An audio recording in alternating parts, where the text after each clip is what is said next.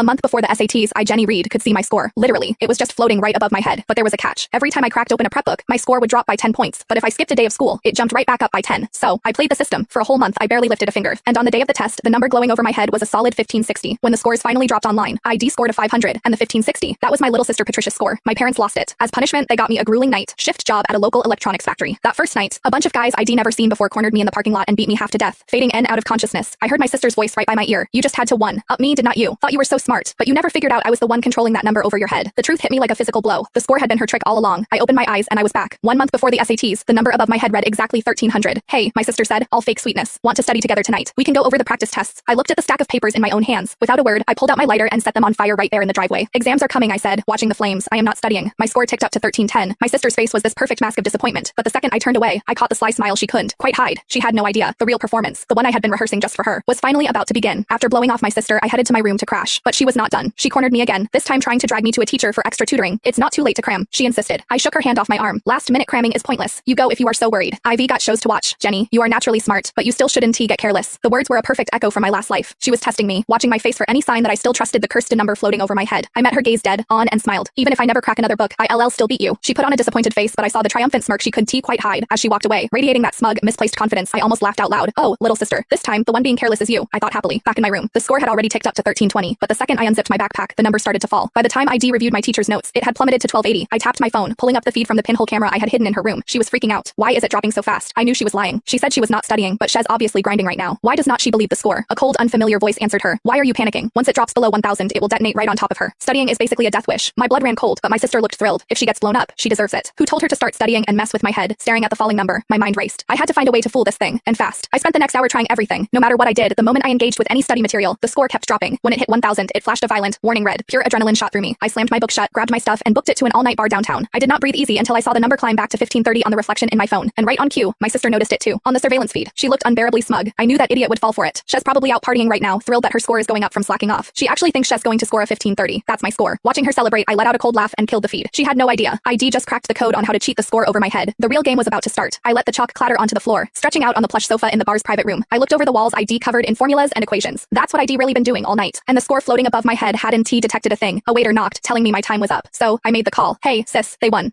Let me leave the bar. I need you to sell me some money now. A bar. Jenny, what are you thinking? Her voice was the perfect blend of shock and fake concern. I just needed to blow off steam before the SATs. Don't you dare tell mom and dad. Just send me $1,000. She switched to her nagging tone. Jenny, the test is coming soon. You should come home and study. Are you even listening to me? If this place calls mom and dad, they'll drag me home. I am begging you. Just let me have this one night. She sighed, laying the guilt on thick. Fine, but you have to promise you LA study later. I hung up without another word. The notification popped up instantly. Patricia had sent $1,500, every last dollar of her own savings.